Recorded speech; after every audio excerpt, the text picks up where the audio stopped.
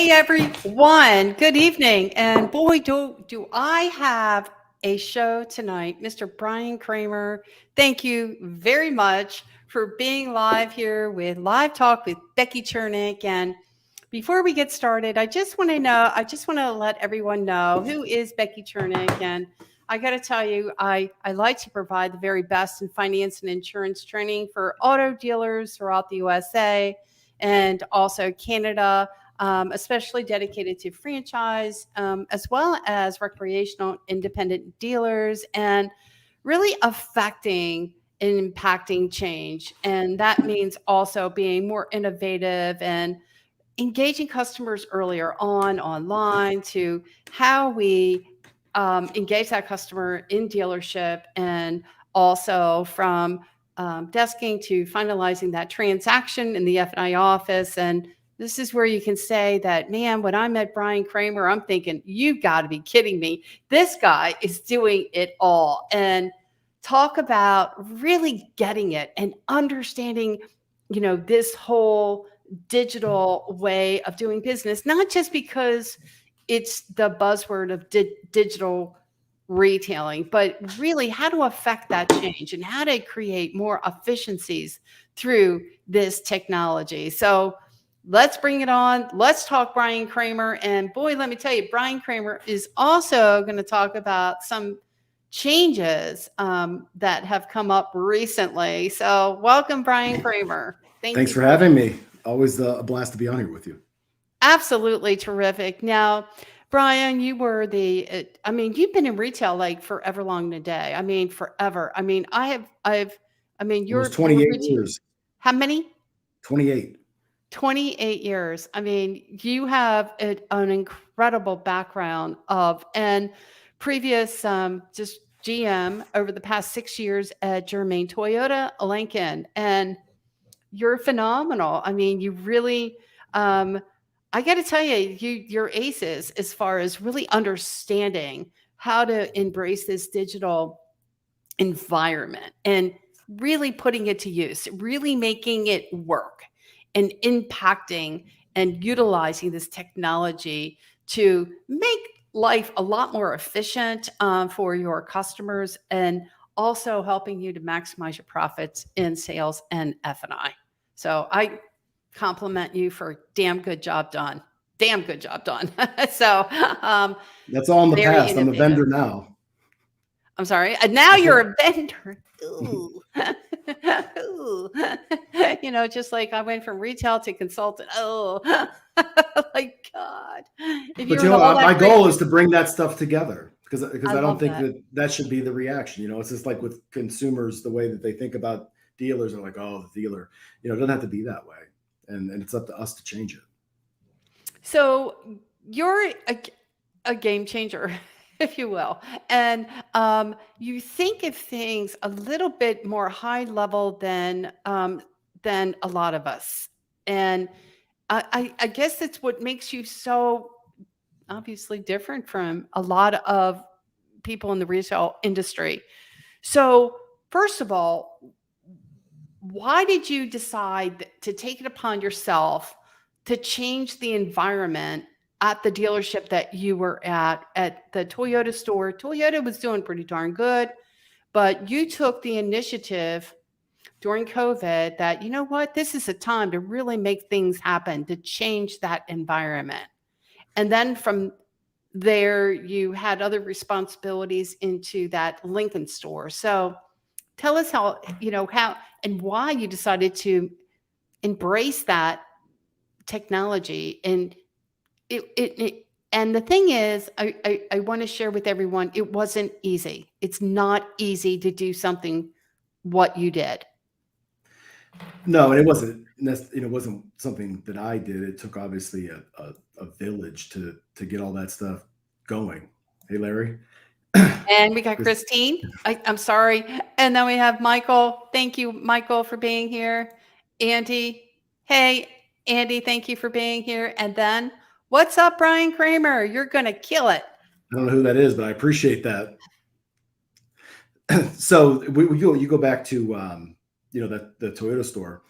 there's a lot of things that I wanted to do. I wanted to do all that stuff since like 2012, and I had been mapping it out or whatever, but I really couldn't get it done until really Wendell Hardy came to the dealership, because he and I were in complete alignment on everything. And he's obviously there running that store now, and then Ryan Wieben, who's the GSM there, and slowly but surely everybody started getting more on board. But it really took him to move that momentum. And not when a lot of times there was some undermining when I left, where, hey, we don't need to do all that. It'd be easier if we just did this and this.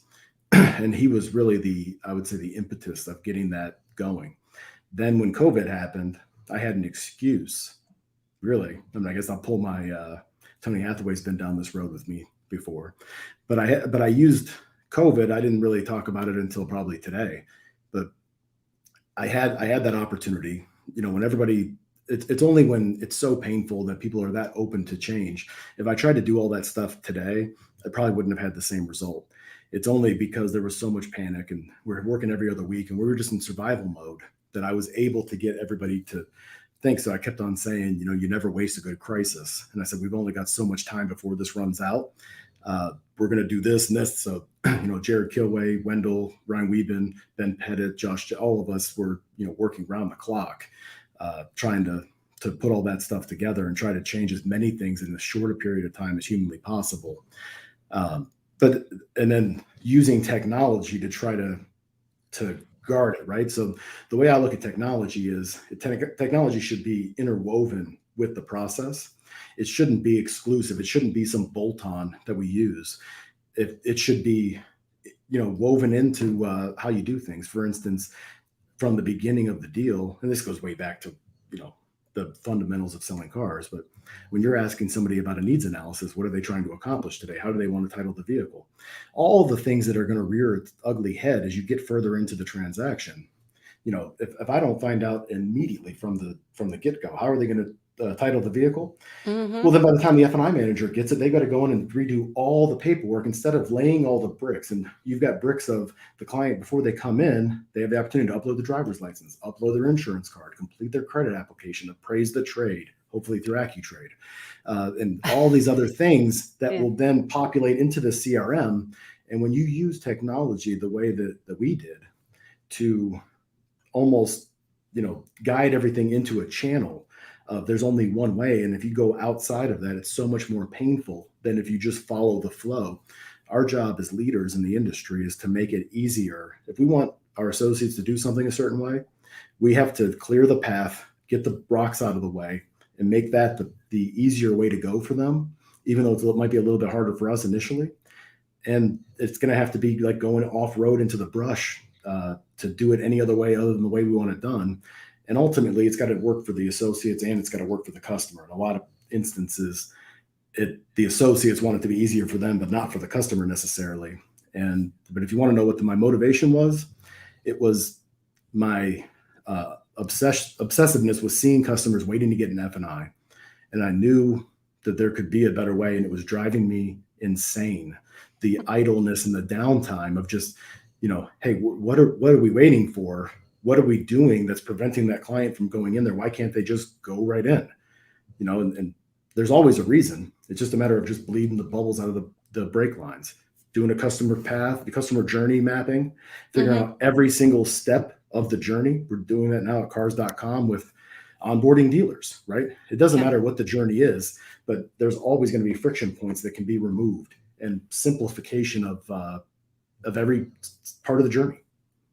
Well, this is, I guess, from coming from my background, and I don't want to take anything away from who you are and what you have, what you bring to the industry. But I respect you in so many ways, because I do understand that you have to think through the process. You have to think through what you're doing while you're doing what you're doing. It's not just a matter of, hey, here's a silver bullet. Let me go ahead and put this in place, and let's watch how this all comes together.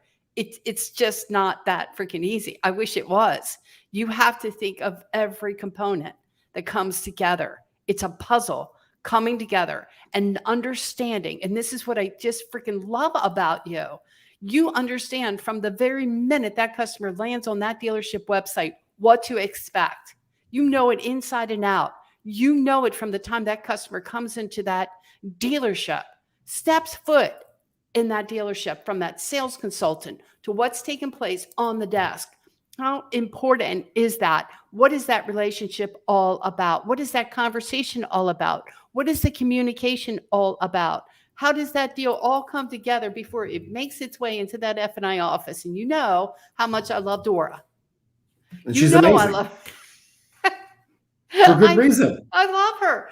She has been through it. She gets it. It's like, man, oh man, because I know the pain points too. I get it. It's like this stuff, change is very difficult. It's not freaking easy, Brian. But yet. No, and what we did is we would advertise it. I remember, Dora's like, when's enough going to be enough? Because, I said, we're going to do this and this and this. So here's what we're going to do. We're going to advertise it to our customers as to what we're going to do. They're like, why would you make it that much more difficult? And that's the kind of stuff that has to happen, on an appointment confirmation. Here's what you can expect. Boom. And if you don't complete this prior to arrival, it's going to take longer, just like going to a doctor's office. And tell me why it's so difficult to get these guys in the car business to understand this stuff. Because to me and to you, it's like, it doesn't make any sense. It's like, why do you continue to send a deal into that F&I office that's not clean, that's not right? You do it on a consistent freaking basis. It blows me away. And it's probably one of my pet peeves. I'm like, what do you not get? What does it got to take for you to get a deal right? I don't understand this thinking. I'm obsessed with that, but I'll tell you what it is. Okay. It's when you're behind, when you're, third and 32 and you have to throw the ball downfield, you're just hurling the ball, trying to make sure that it gets in bounds. Right. And hopefully you hope for the best. It's not strategic. It's not disciplined. It's not, it's not a process. Right. And then so few will go back and say, okay, why did that happen? They're just happy to get out of there at, 9:45. Unfortunately, I have a sickness where I will sit there and go, okay, what happened with that? And why did that, go wrong? Where did the breakdown occur? And most people I don't think that that's a sickness. I think that's a gift. And I don't understand. And again, here's my frustration. It's like, it's okay. Don't worry about it so much, Becky. And it's like, well, it could have been so much better and in so many different ways. If we could take the time. Spend so much time sawing rather than stopping for a minute to sharpen the blade. Yeah. Yeah. It does. And so it's like, okay, well, my thing, and we've talked about it I know I've talked about it a million times, but we've also talked about it, the interview process, and I can talk about it until the cows come home.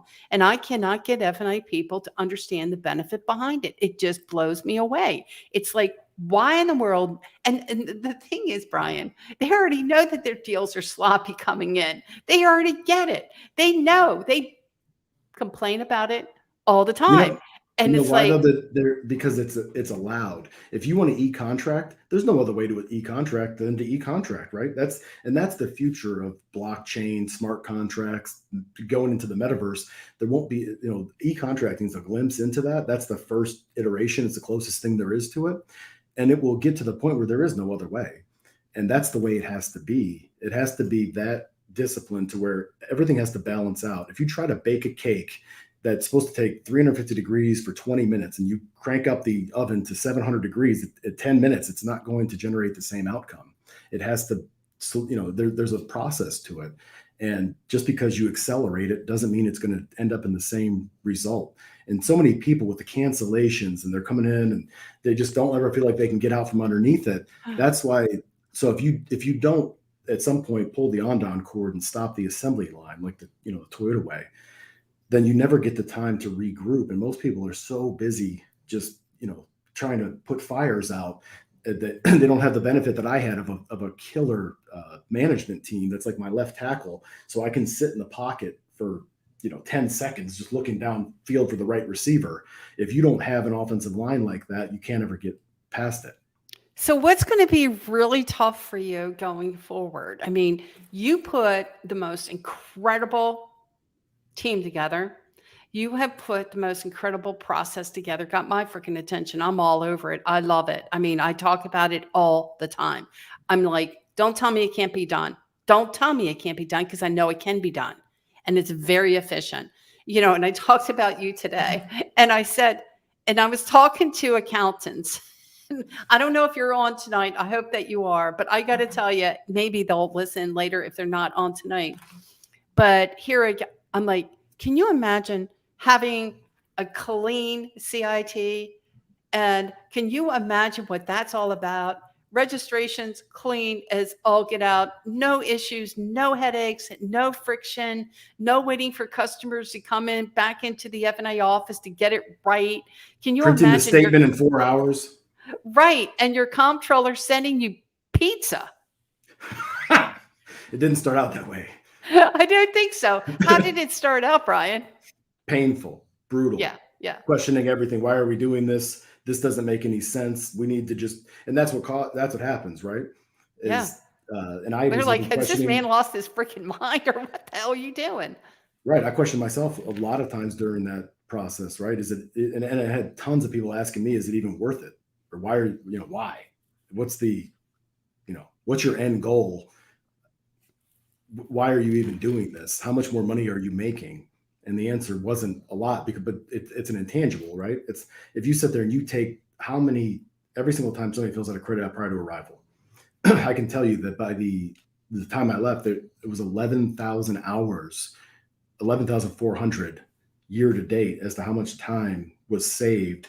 If you take that, divide it by whatever the hourly rate is, and figure out what that time savings is. Let's just say it's $10 an hour. What's the math on that? Which is obviously low, but how much time do your associates have to do other things, or maybe have some work-life balance? They leave on time instead of staying till 11 o'clock, or coming in on their day off because they have to come in and clean the deals and do all this other stuff that could have been done prior and causes more turnover in our industry. What's that cost?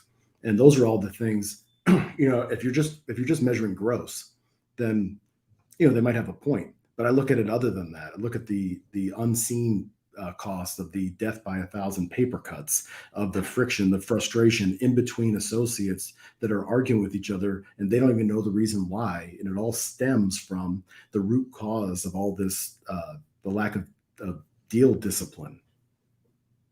Well, there's a lot of friction when it comes into that. So here I am, and now, believe me, I see it all the time. I'm in stores enough to realize that, here we are, we're in a presentation mode. I'm doing my best to do my presentation, and here comes the knock on the door. Oh, by the way, we have a customer waiting, who wants to get back in to go ahead and figure out their paperwork and get it right. It should have been right the first time out. 3 people at 3 o'clock on a Saturday when you're at, the peak time, that want to cancel their warranty because that's their only day off. Exactly. So all of this has to really be thought out, and it just, especially if a dealer, wants to maximize their profits. How do you maximize profits? You maximize profits through efficiency and doing things smart. And there is a process that we stick to, that makes sense. And that the more consistent that you are in that presentation and in your methods, the higher your performance. Yes. Yeah. Most people don't change until they have to, though. That's the problem. Yeah, that is the problem. Or then again, they don't, sometimes, it's ironic. I mean, for me, it kind of still blows me away that I get more dealers who are probably more efficient than the ones that aren't, that want continued training. It's like, okay, I get it. I like it. Don't get me wrong. But where are these dealers at that continue to take it the way it's always been, and not making a difference and not changing some of their behaviors, and buying into this BS that this has always been this way and this is how we do it, and that's the end of that. And it's just, they're not going to have a choice in a year and a half or 2 years. What do you I mean, mean there's by that? I want to talk to you about that as well. Let's get right into the nitty gritty on that. OEM, what do you think is going to be taking place with the OEM behavior or takeover with OEMs and EVs? well, I mean, there's going to be a lot. Obviously, Volkswagen has Scout, Ford's got the spinoff of the other product, but not just because I'm now on the vendor side. Even when I was on the dealer side, you got to look at it from both perspectives, right? I Sure. mean, there's some serious threats coming from Lucid, Rivian. They're producing really good looking cars. Yeah, they are. I Now looked they're at Lucid, I looked at Ford. I mean, they're gorgeous. They're like, wow. I mean, talk about impressive, good-looking vehicles. So, do you think that they'll take that direct? well, right now there's bills in the House and the Senate in almost every single state. Georgia just passed it for Rivian. If you produce vehicles in Georgia, you can sell them direct to consumer in Georgia. And they can go state by state. It's all you look up all the proposed bills that are in legislation right now. Almost all of the states have a provision. Ohio just passed one with that they can sell direct to consumer if the vehicles are manufactured there. So theoretically, if you manufacture a bunch of small facilities all over the country, and most of the states have a provision, provided there already wasn't that manufacturer or it didn't already have franchises in that state prior to producing those. But that's all the new. There's lobbyists that are taking that, and if they want more tax revenue and more jobs for producing them, they're making concessions. And I don't really think that they're making that public, but you can look it up in any, state.gov. You'll Hmm. see exactly what I'm talking about. If you look at electric vehicle legislation proposals and all that sort of thing, but regardless of, I mean, it's obviously some franchise law. I'm not an attorney, but there's definitely some gray area there that I'm sure is going to be addressed. But take that out of the equation. At the end of the day, if consumers want to transact that way, having a barrier to the way they want to transact, at some point, natural law is just going to find a way. It's like chaos theory in Jurassic Park. It's going to work itself out somehow. And instead of what I see, and this is just my perspective, I know it's going to a bunch of people vilify me over this. Instead of trying to defend why things are the way they are, why don't we try to, for lack of a better word, punch some of these competitors in the mouth and hit them head on? And if they're doing something, let's do it better. At the Toyota store, we were, I was a little stunned and kind of popped by Carvana taking some trades. And okay, let's figure out what they're doing. And I welcomed Carvana after once we retuned our process, Hmm. bring it. I don't care what appraisal it is. Carvana, CarMax, Carvana, they made us better. So did Vroom. But then we did it better than they did. So I welcome that competition, and that's, I think, is what the approach needs to be, and that's part of why I made this move. I made it first for my family because it gives me some flexibility, but second, because I think that we need to enable dealers to be able to, come back at this, all this disruption, and be heavily armed with the right tools and the right equipment. And I know the way we did at Toyota, and I'm trying to do that for 22,000 dealers. Well, I commend you for that. I really do. I mean, I know that your heart and soul and passion is definitely on the right side of doing and keeping this auto industry whole. And you're seeing some of these changes coming in place where some of these other guys, I mean, let's face it, a lot of these guys are making more profit than they've ever made in history. And some of these, and they definitely have these, they don't want to hear it. They've got the blindfolders on, and they don't want to hear it. They don't want to hear it. They feel like, you know what, everything's going good. We're doing, what we're setting the world on fire. So why change? And that's what I'm hearing. It's like, why the freak would I change, Beck? I mean, we're doing fantastic, fabulous, but as you see each month go, different things are happening, different changes are taking place one by one. And I think it is really important that dealers are, and their staff are paying attention to what's taking place. Now, you have the drumbeat of Carvana, and it's like, oh my God, they're going to fail. They're just coming down. They're showing their face. At the They'll same figure it out. time, They'll come back. There's a lot of smart people there. right? There are. I know who's some of those people in the industry over the years, but why aren't we learning from them instead of going, oh my God, they're just gonna I did fail. it. I did it with CarMax 15 years ago. I'm like, I just didn't take him seriously, and that was a huge mistake. I was talking to David Spizak the other day, and he said he's a brilliant guy. He is, and he said this disruption that's coming. He said it's like, he goes, have you seen the movie with Leonardo DiCaprio? Don't Look Up. It's about the meteor, yeah, whatever. And I said, yeah. He goes, that's what's happening right now. He said we could do some things about it and prepare for it, but it's like nobody's taking it seriously, and because it's too far out, right? Yeah. But no different than when at that Toyota store we had been chipping away at digital retail. And everybody was saying, why are you doing that? And all the things that we were doing. As soon as COVID hit, the leadership team, we got together and we said, okay, this is it. We've been training, practicing for this. We're equipped. While everybody else was pulling back, we got 600% rotation by advertising more. Everybody was turning off their allocation and their inventory, and we took it all. Didn't turn down anything. When everybody was sitting there trying to shutter the doors and what are we going to do? All that stuff. How are we going to do this? We had our agency had a commercial cut and produced and on the air, in 4 days. And we just went heavy when everybody else was pulling back so that we could get our unfair share of the market. And that opportunity is going to present itself again in a couple of years, but you got to prepare for it now.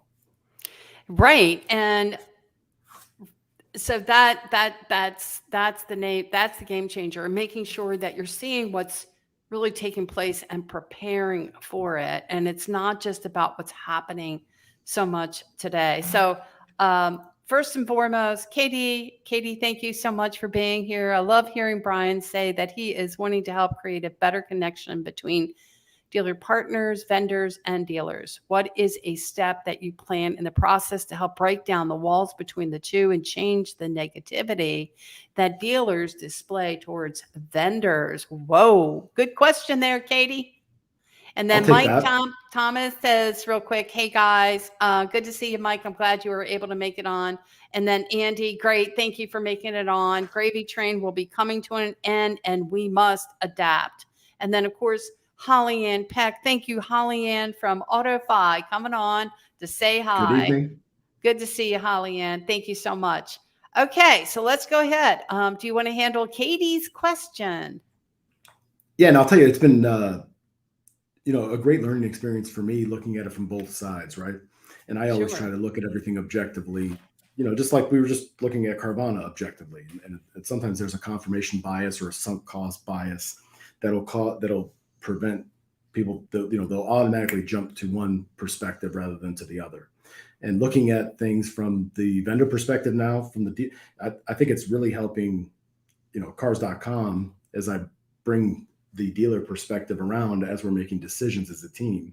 I've already been on, I don't know how many different Zoom calls and talking about this and that and sharing, them sharing with me the challenges that they face versus, and me sharing with them the perspective from the dealers has been eye-opening, I think, for both sides and very productive.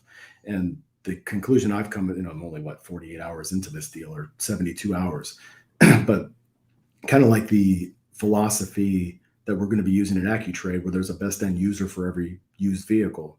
I think there's a best end user for every vendor. And one thing that I think that we're going to try to do that's, maybe a little bit different than everybody else in the industry, there's some that do it, is we don't need to be everything to everyone. And we might not be at AccuTrade, for instance, the right vendor for every dealership. And it's going to, just no different than digital retail. Instead of trying to sign up every single dealer, I don't want to, just like a warranty cancellation, I don't want to sell a warranty to somebody who's just going to cancel it. You can sense that. It's like the feel of a clutch. You don't know how to describe it or how to articulate how to drive a car with a manual transmission, but you know what it feels like. And you know what it feels like when you're selling products that somebody's going to cancel in, a short while. So don't sell it. And I'm, it's going to be maybe unpopular with a lot of people, but if they're not the best end user for the product, I'm going to tell them before they ever sign up, instead of spinning their wheels and spinning our team's wheels. It's because AccuTrade is not going to be the easiest. It's not going to be it will be the simplest, but it's not going to be the easiest to execute. And neither was vAuto when it came out.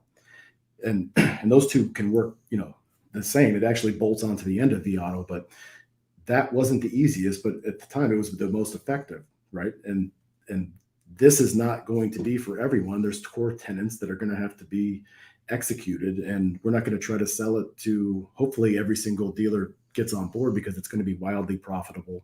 It was wildly profitable and still is for our Toyota store. I was talking to Jay Alvarez earlier from Hendrick, and his profitability, significant boost, and it has been with everybody else that's using it. But it's not about that. It's if you're not willing to do certain things, it won't work. And no different than the F&I process, right? If you don't use the interview, the other stuff doesn't work as well. And me personally, if I'm okay if somebody's not going to use all that stuff, but let's not, go to the wedding chapel and get married. Let's just agree ahead of time that maybe it's not the right fit, maybe now, or if they don't have somebody who's going to guard the process or execute it in a certain way. You can't sit there and just use a couple ingredients out of the recipe and not follow the directions on there and think you're going to get the same result. Exactly. I mean, this is exactly what I talk to dealers about all the time. I'm like, hey, imagine that this is a recipe. That's what I say. It's like you just go to a restaurant, you love this freaking cake, and you go to the chef, hey, by the way, could you go ahead and give me this recipe? I freaking love this cake. And when you go home to make the cake and you decide for whatever reason you're going to change it up. Well, how in the world can you expect it to taste the same? I don't get it. And, I don't pretend to think that I know it. I don't. I'm always learning new ideas, new strategies. I get it. But sometimes you have to embrace some of this content and say, you know what? Maybe this person may have a better way of making my life easier. Couple of things. One of the things that I've said for, a while is that technology doesn't take away from that person. It enhances it. Yeah, talk about that. I mean, it freaking enhances the overall customer experience. I mean, everything about it, it just makes it a lot more efficient.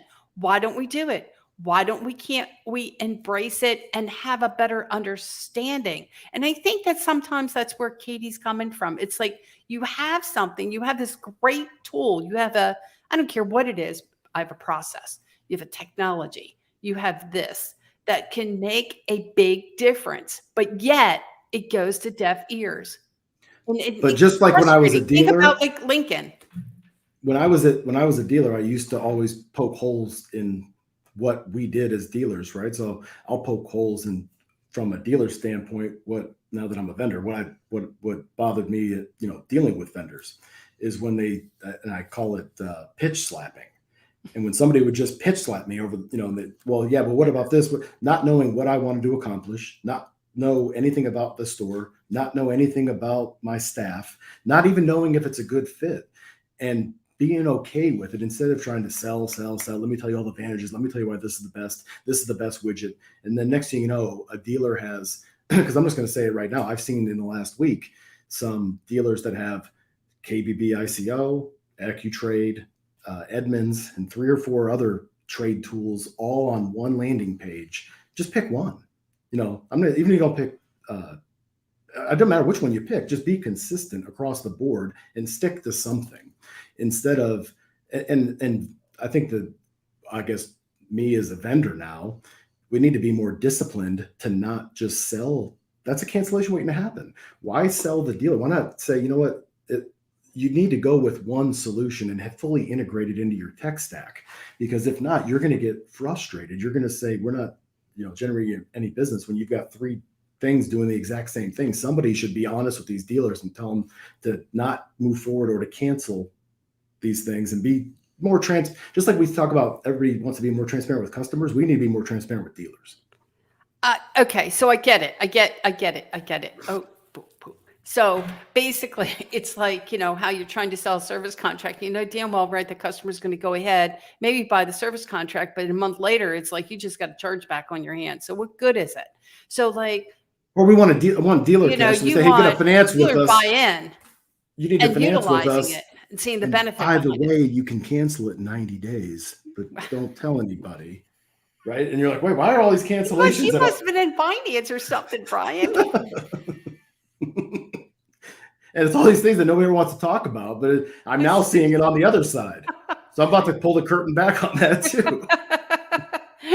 And of course, it's like, this is, so I was at a NAF conference, right? The National Auto Finance Conference. And it's like just some of this stuff just kind of freaking blows me away. Right. And it's like, why in the heck wouldn't you want a dealer to understand your lender guidelines, for crap's sake? It doesn't make any sense to me. What do you mean? So I get approached. I won't tell you by who. I'm coming out of, I did the presentation and I'm leaving, going to, my flight to Atlanta. And so this guy stops me and he's like, oh, you were the speaker on this lender panel. And I was like, well, yeah, the moderator. But so he's like, well, yeah, I don't really want dealers to know the lender guidelines. And I'm like, what? Did you just say that? This doesn't make any sense to me. How does that not make, that just blows me away. I want dealers to understand their lender guidelines because I want deals to stick. I don't want deals to charge off. What? Andy Bradford's going, what? So yeah, it blew me away. And it's like, well, it seems to me that if a dealer knows their dealer lender guidelines, then they're going to be working the program. And I'm like, well, they're supposed to be working the program. Maybe they don't submit a deal on a unit that doesn't qualify for their programs. I know. I'm like, why would you want that? Don't you have a book to look? We don't care about the book to look. And, so in this presentation, we talked about some of these lenders are paying their reps for applications, applications. That's what they're looking for because they think, here's what they think. And maybe there's some rhyme or reason to some of this that, just look at what we will buy. And once you get it, then you'll get it. Because some of these people don't know how to go ahead and get a deal bought. No, because they're not. And to answer what you're talking about, I'm the only way I know how to do things is because I'm not going to remember what I said on this and this is just to be completely open kimono.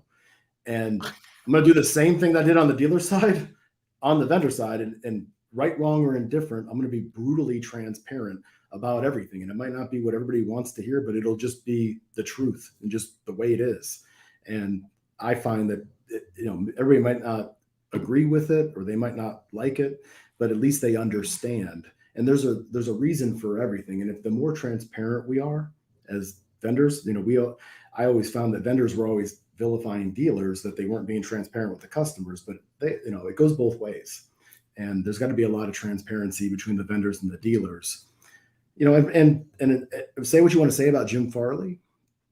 I applaud him because that all the OEMs are thinking it, but he's just out there saying it. So love him or hate him, he's transparent. But at least he's transparent because you can't say, I don't think that anybody who's watching this right now would agree that, there's an OEM out there that's like, wait, what are they talking? Wow, that's an interesting concept. Don't tell me that they're not all thinking it. They've all thought about it. They're just not out there saying it the way that he is. And, I don't know what the right answer is, but I know that he's disrupting things. And if Apple does end up coming into the game, or Lucid, or whatever that ends up looking like, Tesla, how, it was up 265% year over year, whatever that ends up looking like, I'd rather somebody be doing something than just sitting back waiting for something to happen. Well, I think it is important to have more conversation. I do think that dealers have a tendency, not every dealer, because believe me, obviously there's you, Brian. There are a few out there that don't have the pillow over their heads. And, just forget about this, isn't going to happen. And yet it ends up happening. And I can I tell you 10 years ago, maybe even more, 15 years ago, when I wrote my article in F&I management technology, I have to find it, the F&I virtual F&I manager, and everybody thought I was a freaking out of my mind. This woman's totally out of her mind. There's no way that this is going to happen. Hello, it happened, right? So these things happen, and we need to be a part of what's taking place in the industry. And you know what? It comes a time where some dealers just refuse to change. They're just diehards. And so the OEM is going, okay, we've done everything. We've bent over backwards. We've we've done a lot to help dealers have a better understanding of where this is going, and yet they refuse to change. We're changing. Paul Germain has a saying that he says where he says it's kind of like right now that you're pitching the perfect game and you're watching the pitcher on the mound and nobody wants to pull the pitcher. Nobody because you're pitching the perfect game and nobody wants to talk about it because nobody wants to jinx it either. So it's like one of those uncomfortable things. Don't bring it up because it might come true. And an example of that happened was Toys R Us. Toys R Us is trying to figure out, how do I get into online retail, right? And it's we don't have enough time for me to digress into the virtual appraisals and all the things that need to happen with digital retailing. But the reason why it needs to happen organically by dealers and not mandated by OEMs really is that dealers need to have a better solution so that they can at least say, hey, I'm doing this and this is what we're doing proactively. Because if we're not doing anything, or as dealers not doing anything, then they have to offer these solutions and mandates or whatever. So it's really on the dealer body to come up with some solutions for online credit apps, online appraisals, to be able to conduct a virtual, because that's the way the clients want to transact. They transact on everything else at Shopify, Amazon. But when Toys R Us didn't have a better solution, they went to Amazon, right? Hey, That's can right. you help us, sell all of our products? Sure, we'll bring you in. And just like CarMax right now is saying, hey, we'll appraise your cars. We'll put a number on it with Car Offer, and we'll guarantee this. And don't worry about that. And Carvana, yeah, here, we're going to be a partner with you. Here, come on, buddy. And then, hey, by the way, just send them all to Odessa. Don't worry about it. You're selling the new car. Don't worry about what happens after the fact. And with Toys R Us, the first year, hey, the sales went up a lot, right? Everything's great. And as they're doing that, Amazon, who's just a data warehouse, is sitting there going, just collecting all this data. Wow, what's the ideal customer model? Oh, perfect, right? Let's take this up to Kenshu, Oracle, bring it back down. Hey, what does that look like? Oh, perfect. So now they start sending up their algorithm with selling those same products because now they have the buyer's model. Does anybody think that Carvana or any of these other companies that are allowed, we're listing our inventory on these third parties, are gathering all of the dealers' data? What are they doing with all that data, right? They just, the nonprofit, or all these credit unions that everybody oh, wow, they got the best rates. I'm going to let these credit unions in. What do these credit unions do with all that data? They don't sell it to Carvana, do they? Or they don't try to refinance their car or get them to cancel all your F&I products so they can sell all theirs. I mean, so I could go on and on, but amen, because let me tell you something. So that's exactly what's going on. I mean, this is what I freaking love about you. You are so much in what's happening in the industry right now, in the trenches.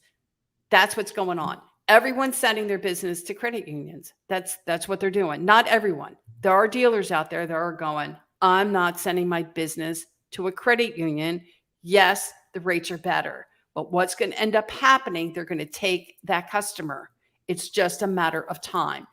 I won't tell you that a dealer said, I won't tell you this, that a dealer said that a credit union was a terrorist, but I didn't say that. But that's their mindset out there that, hey, you know what? And I remember so many times that we would send business to a credit union, and it wasn't a year later that they're on the horn. They're doing everything that they can to convert this customer over. And we had charge offs left and right, charge backs left and right, because they were converting customers over to different financing options and refinancing options and selling their product. Actually packaging all those loans and selling them off. I mean, you can look it up. There's a name for that, but they did it with houses back. If you watch that movie, The Big Short, that's how that was happening. But the credit unions will do that same thing with They got to have some good debt, some bad debt, and everything in between in order to sell all that debt to off. Securitize it and get rid of it. Right. And then they just bundle it up. But the thing is that you're canceling all these products, that sort of stuff, to refinance. And so some of that's coming into play, and dealers really need to have a better understanding as to, so I'm talking a little bit more about that. This is like something off the conversation here, but I'm saying the interest rates are going up, the lender fees are going up with some of these lenders. And does it make more sense? And I know this isn't the conversation for it, but does it make more sense for dealers to really kind of bring in some of that in-house financing, and more or less really have a better understanding of how that business can perform to maximize the capital off of that business, rather than sending it to another lender? So if they don't find a solution, somebody else will. No different than all these service contract, that track you down like they got a search warrant out for you, or every single place online and iced teas on all these TV commercials selling service contracts. Decentralized finance, or DeFi, is already there. It just hasn't really emerged, but everybody's going, and it's going to be ridiculously simple for people to do that. And you're 6 to 12 months away from that being proliferating through the industry. So, I mean, can you imagine? Here we are, and I'm not going to mention companies because I don't want to give anybody ideas, but we know some of the, I would say, dealers, you got to be paying attention. If you're not paying attention, I don't know what to tell you, but you've got some M&A managers, and I call them Michelle's, don't get me wrong on the name, but who will go ahead and maybe decide, oh, well, maybe I have a customer here or there, this, that, or the other, that's just prime for refinancing. And they have other ways of doing that. That's where that's where it's going to get crazy. That is really where it's going to get crazy, because these providers are out there and they're paying agent fees, et cetera, for that book of business. I mean, back in the day. So when I was working with JM&A, and I had the AutoNation counts in the Southeast, and so I'm in this territory. Well, I was in Memphis, and I just couldn't get over some of these dealers, and I'm not going to mention who, but it was like, where's all your C&D business? What do you mean you don't have C&D business? Of course you do. Where the hell is it? Well, we don't have that many, Becky. I'm like, you can't, what? Are you kidding me? Where is it going? I mean, I'm there. I'm on Mount Moriah. Come on already. You got a strip club parked across the street, for crying out loud. I didn't hit the LTV requirements for service contracts, so it never made it to the finish line. No, Becky, we don't have that. You know why? Because their salespeople were being paid by these other dealers down the street like $500 for an application. Don't worry about it, buddy. Don't worry about going through all that crap. We'll pay you $500, just and like we'll the go local ahead. Insurance agent for auto insurance. Yeah, same deal, same difference. So, dealers really need to certainly take a moment to wrap your head around some of this stuff, because it is changing. That stuff now, it's changing like rapidly. It's really making an impact, especially with this technology.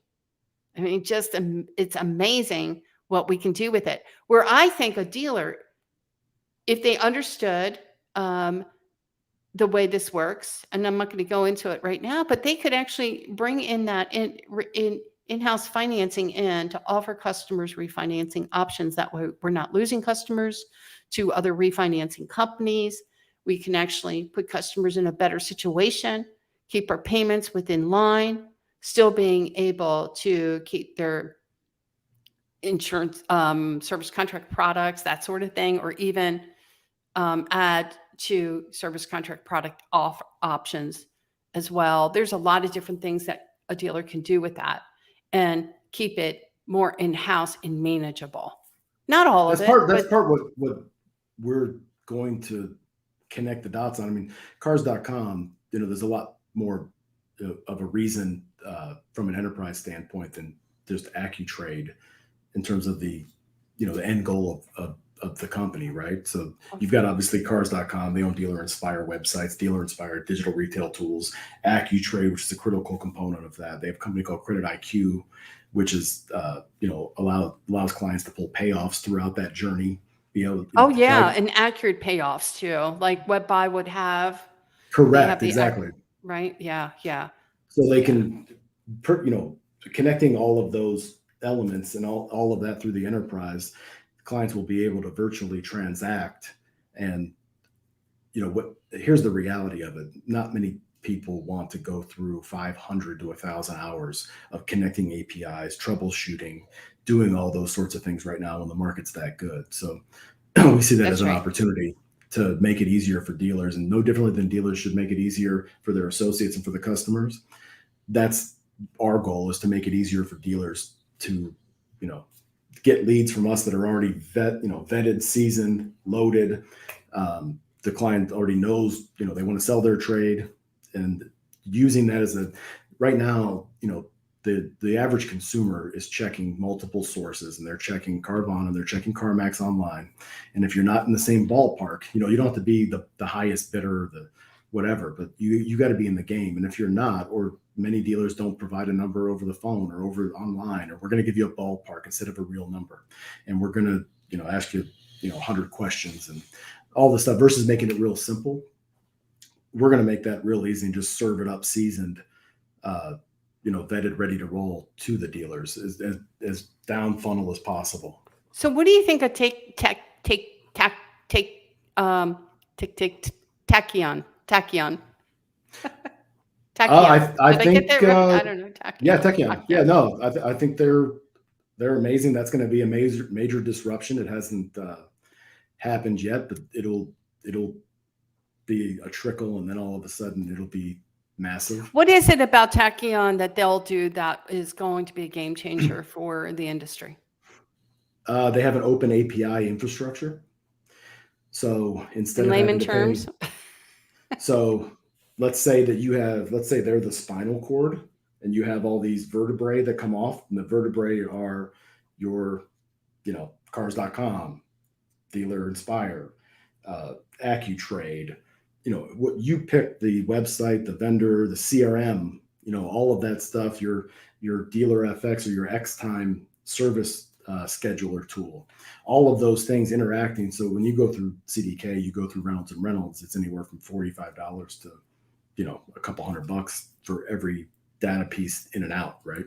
So with an open, that's a closed API structure. So a huge part of their revenue comes from their closed APIs, and you have to get approval for this or approval for that. So it slows down innovation. It slows down a lot of things. So since with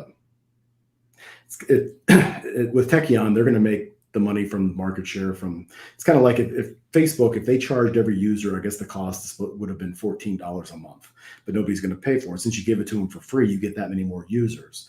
So that's kind of the philosophy with Tachyon, is that if they open it up, they're going to be doing business with so many other companies. It'll open up a lot more innovation with startups, because they won't have to, pay 50 grand or 75 grand to be a CDK of Reynolds and Reynolds partner. That's right. So, that's almost like a Netflix, almost, right? If you will. That's right. Yes. Right? Yeah. So when that tipping point comes, it'll probably, my prediction, which I'm, not Nostradamus, but if that happens, they're going to have to. Happy birthday, Mr. Wasser. I know, Stephen. Yep. Happy birthday to you. Yay.